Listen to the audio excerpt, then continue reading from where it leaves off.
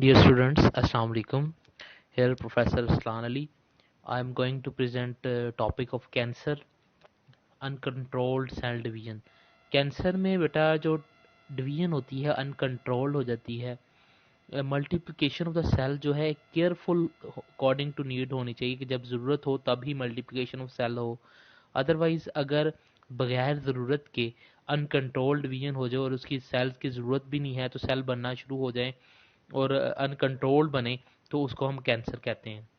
Sometime they may break down a cell in which that occur begin to grow and divide is in unregulated fashion without body need for further cell। इसमें क्या होता है कि body को ज़रूरत नहीं होती सेल्स की, सेल ग्रो होना शुरू हो जाते हैं फिर भी डिवाइड होना शुरू हो जाते हैं और अनरेगुलेटेड, उनके ऊपर कोई चेक एंड बैलेंस नहीं होता तो सेल जो है इन अनकंट्रोल्ड फैशन को अनवांटेड सेल्स को हम ट्यूमर कहते हैं। Tumour is formed which can be indefinite। tumor arises in older animal and human जो ज़्यादा एज के हो जाएं उनमें ज़्यादा चांसेस होते हैं ट्यूमर के होने के। देन सेल जो है अनकंट्रोल्ड फैशन से अगर ग्रो करे और unwanted clone of the cell जिसको हम ट्यूमर कहते हैं और इसको uncontrolled division of the cell is called cancer, उसको हम कैंसर बोलते हैं। ट्यूमर जो होता है वो टू टाइप्स का ट्यूमर होता है, उसको हम बिनाइन ट्यूमर और मेलिग्नेंट ट्यूमर कहते हैं। बिनाइन ट्यूमर जो होता है उसका स्मॉल साइज होता है और एक स्पेशल एरिया में लोकलाइज्ड होता है। बिनाइन ट्यूमर की ये प्रॉपर्टी है कि वो लोकलाइज होता है। इसमें cell behave like normal cells करते हैं। कुछ डेलेटीरियस इफेक्ट होता है, कोई जीन्स के अंदर कोई चीज़ मिसिंग होती है जिसकी वजह से ये लोकलाइज्ड होता है, कोई सीक्वेंस मिस हो जाता है, डिलीट हो जाती है कोई चीज़ सेल में जिसकी वजह से benign tumour due to interference with normal cells और इट्स हार्मोनल लाइक सिक्रीशंस। इसमें मैंने ये बात मेन ये है कि ये लोकलाइज्ड है और एक स्पेशल एरिया में लोकलाइज्ड होता है। मलिग्नेंट में ये लोकलाइज नहीं रहता, जबकि मलिग्नेंट में ये इन्वेड कर जाता है दूसरे सेल्स को, दूसरे टिश्यूज को भी इफेक्ट करता है। एक सेल से बात आके जो है इसमें लोकलाइज नहीं रहता वो, बल्कि वो रैपिडली इन्वेड करता है दूसरे सेल्स में जब मलिग्नेंसी होती है और आपकी बॉडी के सर्कुलेटरी सिस्टम में चला जाता है। जब सर्कुलेटरी में चला गया तो सेल पूरी बॉडी में जाएगा, तो इस तरीके से सेल प्रोलिफरेट करता है, फैलता है अपनी ओरिजिनल साइड से आगे। लेकिन बेनाइन ट्यूमर में ट्यूमर एक साइड पर रहता है, जबकि मलिग्नेंट में ट्यूमर जो रहता है बॉडी में स्प्रेड कर जाता है। Spread tumour cells and establishment of secondary area of growth is called metastasis. जब मेटास्टेसिस एक ऐसा फिनोमेना है, शॉर्ट क्वेश्चन वेरी इंपॉर्टेंट, जिसमें ट्यूमर सेल्स जो होते हैं वो स्प्रेड करते हैं बॉडी के डिफरेंट पार्ट में, सर्कुलेटरी सिस्टम में, और प्रोलिफरेशन स्टार्ट हो जाती है, दूसरे टिश्यूज को अफेक्ट करना शुरू कर देते हैं इन मेटास्टेसिस कंडीशन में। इसकी करेक्टरिस्टिक्स हैं, इसको हम डिस्टिंग्विश कर सकते हैं नॉर्मल सेल से। Less differentiated than normal cells, exhibit the characteristic rapidly growing cells, high nucleus to cytoplasm ratio. जी, ऐसे सेल्स जिनके अंदर हम कह सकते हैं कि नॉर्मल सेल्स और कैंसेरियस सेल्स में डिफरेंस आ सकता है कि जो कैंसेरियस सेल्स होते हैं उनके अंदर high nucleus to cytoplasm ratio होती है, high nucleus to cytoplasm ratio होती है, जिसमें न्यूक्लियस ज़्यादा होगा, बहुत ज़्यादा, ये रेशो बहुत ज़्यादा होगी और इसमें रैपिडली ग्रोइंग होंगे वो सेल्स। उनकी प्रॉपर्टीज़ हैं कैंसरी सेल्स में, एक तो उनमें जो है लेस डिफरेंशिएशन होगी नॉर्मल सेल्स की। नॉर्मल सेल्स तो होते हैं वो हाईली डिफरेंशिएटेड होते हैं, जबकि जो आपके कैंसर सेल्स होंगे वो लेस डिफरेंशिएशन या नॉन डिफरेंशिएशन का उनमें प्रोसेस होगा। इसके बाद हम जो है the appearance this cell is indication of malignancy. Malignancy का मीनिंग है कि वो सेल फैल चुका है, प्रोलिफरेट हो चुका है, दूसरे टिश्यूज में भी वो फैल चुका है, इसका मतलब प्रोलिफरेशन हो चुकी है। अब इसकी वजह क्या होती है, वजूहत क्या होती हैं? एक तो सोमैटिक सेल्स में अगर तो म्यूटेशन आ जाए, म्यूटेशन की वजह से काजेज होती है, अगर म्यूटेशन आ जाए सोमैटिक सेल्स में तो उसकी वजह से कैंसर रिजल्ट्स हो सकता है, जिसकी वजह से 20 म्यूटेशन वाली जीन्स हैं जो कि जिनमें म्यूटेशन आ जाए जो कि रेगुलेट करती हैं आपकी कैंसर को, सेल डिवीजन को, अगर रेगुलेट करती हैं सेल डिवीजन को, अगर इन जीन्स में म्यूटेशन आ जाए जो कि सेल साइकिल को रेगुलेट करती हैं, सेल साइकिल को कंट्रोल करती हैं, तो चांसेस होते हैं आपके कैंसर की तरफ मूव करने के। Mutation bring to changes, mutation की वजह से जो इन 20 जीन है जो कि रेगुलेशन करती हैं सेल डिवीजन को, टू चेंजेस आ सकती हैं इसकी वजह से। Metastatic cell break their contact with other cells and overcome the restriction of cell movement provided by basal lamina. What is the basal lamina? Lamina क्या चीज़ है? न्यूक्लियस की जो इनर मेम्ब्रेन होती है उसमें कुछ प्रोटीन का नेटवर्क होता है जिसको हम लैमिना कहते हैं। लैमिना जो है मूवमेंट ऑफ द मटेरियल्स को कंट्रोल करती है, लेकिन इन कैंसरस कंडीशन में काम जो है वो अनकंट्रोल्ड हो जाता है। लैमिना चेक पॉइंट जो कि न्यूक्लियर मेम्ब्रेन इनर मेम्ब्रेन में ये मैशेस ऑफ नेटवर्क होता है, कुछ प्रोटीन का नेटवर्क होता है जो कि चीज़ों की मूवमेंट को कंट्रोल करता है, रेप्लिकेशन को कंट्रोल करता है चीज़ों को, इसके अलावा ट्रांसक्रिप्शन को भी कंट्रोल करती है, बहुत सारी चीज़ों को कंट्रोल करती है लैमिना। अगर लैमिना भी कंट्रोल ना कर पाए और ये चेक पॉइंट जो है अनलिमिटेडली सेल डिवाइड करे और कोई भी चेक पॉइंट को कंसिडर ना करे किसी भी चेक पॉइंट को अनलिमिटेडली जो है डिवाइड करना शुरू हो जाए, प्रोलिफरेट करना शुरू हो जाए और किसी चेक पॉइंट किसी बैरियर के ऊपर जो है ना हो, तो हम कहते हैं कि मेटास्टेटिक सेल हो गया है और वो इन्वेड करेगा दूसरे बॉडी सेल्स में। तो इस वजह से जो है मेटास्टेसिस स्प्रेड करती है, फ्रॉम प्रोलिफरेट करती है फ्रॉम दूसरे भी टिश्यूज़ में और अफेक्ट करती है दूसरे टिश्यूज़ को। देन इसमें मियोसिस हमने जो है पहले डिस्कस कर लिया जी। नेक्स्ट हमारा टॉपिक है कैंसर के बाद meiotic error. Meiotic error, meiosis की वजह से जो एरर कभी कभी बाई चांसेस आ जाएं तो उसको हम मियोटिक एरर कहते हैं। मियोसिस बजाते खुद तो एक हम कह सकते हैं, बजाते वर्ड यूज नहीं कर सकते, मियोसिस के लिए वर्ड यूज कर सकते हैं, एक ऑर्डर्ड फिनोमिना है। अगर मैं बात करूं कि मियोसिस एक ऑर्डर्ड फिनोमिना है, एक वेल अरेंज्ड फिनोमिना, लेकिन अगर इसमें कुछ एबनॉर्मलिटीज आ जाएं तो क्रोमोसोम्स या तो उसकी सेग्रीगेशंस फेल हो जाए कि क्रोमोसोम्स का नंबर जो है वो सही तरीके से अलहदा ना हो पाए।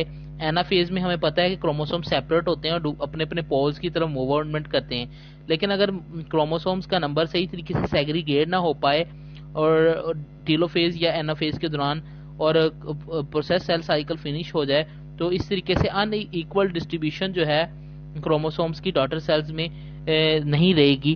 तो इसमें क्या होगा कि दैट कंडीशन में जो हम कहेंगे कि क्रोमोसोम नंबर या तो इंक्रीज कर गया है या डिक्रीज कर गया है। तो ये ऑटोसोम्स और सेक्स क्रोमोसोम दोनों में ये मियोटिक एरर्स जो हैं वो हो सकते हैं, या तो नंबर बढ़ जाएगा या नंबर ज्यादा हो जाएगा। अब ये देखें कि एक डायग्राम को एक्सप्लेन किया गया है इसमें देखें कि ये कंडीशन, सारी कंडीशन जो है ये इसमें ये वाला प्रोसीजर एक है कि ये नॉर्मल कंडीशन है। मियोसिस 2 के बाद ये जो रेड वाली दिखाई गई है लाइन शो आउट की गई है, रेड वाली लाइन, इसमें देखें कि ये वाला नॉर्मल है कि नॉर्मल बॉडी कंडीशन में जब गैमेट्स बनते हैं तो 23 और 23 क्रोमोसोम्स आते हैं।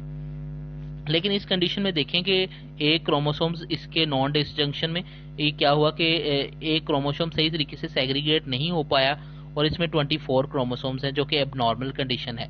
इसमें वैसे ही मिसिंग है, 20 क्रोमोसोम्स है ही नहीं, तो ये भी एक एबनॉर्मल कंडीशन है। इसमें भी देखें कि नॉन डिसजंक्शन जहाँ में कि इसमें एबनॉर्मल, इसमें भी एक क्रोमोसोम्स की एडिशन आ गई कि इसका पार्ट इसके अंदर आ गया और इसका, तो ये 47 क्रोमोसोम्स आ गए जबकि 46 होने चाहिए थे। तो ये होमोलोगस पेयर जो है वो सेपरेट नहीं हुए, chromosome fail to separate, yes के उसमें इस तरीके से इधर भी इसमें वैसे ही एब्सेंस है। तो इसमें 47 क्रोमोसोम्स हैं। तो ये सारी जो है एबनॉर्मल कंडीशंस हैं जिसमें इसमें ये वाली जो कंडीशन है, ये वाली रेड वाली जो है शो की गई है, ये नॉर्मल कंडीशन है, जबकि बाकी सारी की सारी एबनॉर्मल कंडीशन शो की गई हैं। कि देन डाउन सिंड्रोम, जिसको हम मैंगोलिज्म भी कहते हैं, ये होती ऑटोसोमल में है जी, सेक्स में नहीं होती, ये ऑटोसोमल में होती है और ऑटोसोमल नॉन डिसजंक्शन है। इसका मतलब ऑटोसोमल क्रोमोसोम्स में हमारे पास, हमें पता है 22 जो हमारे पास 22 पेयर्स होते हैं, उसमें 21st पेयर ऑफ क्रोमोसोम जो है उसमें ये प्रॉब्लम होती है और फर्टिलाइजेशन के बाद जो है ये क्रोमोसोम्स का एक नंबर जो है बढ़ जाता है, क्रोमोसोम की सही तरीके से सेग्रीगेशन नहीं हो पाती, तो इसमें 2n+1 एक क्रोमोसोम जो है बढ़ जाता है, 47 क्रोमोसोम्स हो जाते हैं। और ये ज्यादा चांसेस उनमें होता है जो ज्यादा उम्र की एज की औरतों में शादी हो। अगर तो टीन एज में होगा तो 1000 में से एक बच्चा जो है प्रॉब्लमेटिक होगा जिसमें मंगोलिज्म होगी। अगर 40 ईयर एज में फीमेल की शादी होती है तो 100 में एक बच्चा ऐसा होगा, और अगर 45 एज की मदर में शादी होती है तो 33 टाइम्स ग्रेटर इफेक्ट होगा।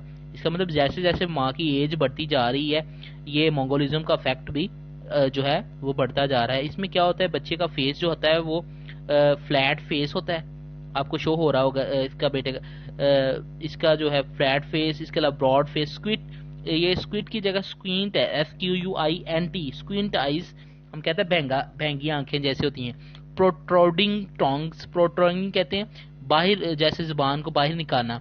मेंटल रिटार्डेशन, दिमाग का सही तरीके से काम ना करना, जहनी सलाहियत का मफलूज होना। Defective development of central nervous system, central nervous system का सही तरीके से वर्कआउट ना करना। तुम्हें हमें पता है सेंट्रल नर्वस सिस्टम में ब्रेन और स्पाइनल कॉर्ड होता है, इनकी बहुत ज़्यादा एक्टिविटीज़ हैं, हमने चैप्टर 17 में इसको देखा है।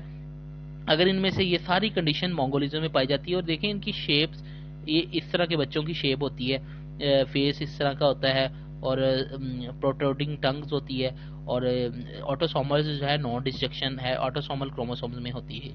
क्लाइनफिल्टर सिंड्रोम, क्लाइनफिल्टर सिंड्रोम मोस्टली इस कंडीशन में हम उसको जो है इसमें एडिशनल सेक्स क्रोमोसोम पाया जाता है, 44 तो ऑटोसोम होती हैं। अच्छा, ये वाली क्लाइनफिल्टर और इससे आगे वाली जो है टर्नर सिंड्रोम, ये जो है सेक्सुअल क्रोमोसोम, आपके सेक्स क्रोमोसोम में प्रॉब्लम होती है, उसकी एडिशंस होती है। जबकि पीछे जो हमने एक पढ़ी है मंगोलिज्म, वो आपके ऑटोसोमल क्रोमोसोम्स में 21st क्रोमोसोम्स में नॉन डिस्ट्रक्शन होती है, जिसकी वजह से एक एडिशनल जो है वो आपका क्रोमोसोम एडिशन होता है। अब इसमें क्या है, ये सेक्स क्रोमोसोम्स में होती है, इसमें 47 क्रोमोसोम्स हैं, इसकी 44 ऑटोसोम्स होते हैं, और ये XXY नॉर्मल XY होता है, और इसमें X एक एडिशन X पाया जाता है।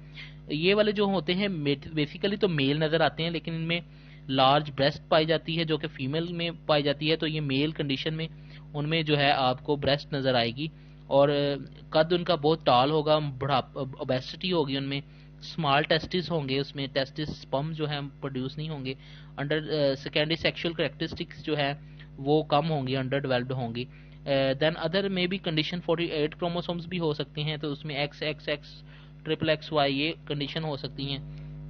और इसमें ये देखें कि इस तरीके से जो होती होंगी, ये सेक्स क्रोमोसोम्स में ही जो है इसकी जो है प्रॉब्लम होगी, क्योंकि ये सेक्सुअल डिजीज है, सेक्स क्रोमोसोम्स में होती है। देन वन मिसिंग, इसमें टर्नर सिंड्रोम में क्या होता है कि एक क्रोमोसोम ही मिस होता है, वन क्रोमोसोम, जिसकी वजह से प्रेगनेंसी सर्वाइव नहीं फीमेल में कर पाती। ये फीमेल में होती है टर्नर सिंड्रोम के, उसमें जो फीमेल की अपीयरेंस जो होती है, शॉर्ट स्टेचर, छोटा सा कद, जिसामत होगी, वेब्ड नक, वेब नेक, ये जो आपकी नेक होती है, इसमें जो है उभरी उभरी सी स्किन होती है, गर्दन भी छोटी होती है, उभरी सी स्किन होती है, बहुत ज्यादा आपको जिल्द जो है बाहर की जानिब नजर आती है। वेब नेक में हम कह सकते हैं कि उसकी जो शॉर्ट स्ट्रेचर, छोटे गर्दन के दोनों तरफ उभरी हुई जिल्द होती है, गर्दन के दोनों तरफ, उसको हम कहते हैं वेब्ड नेक।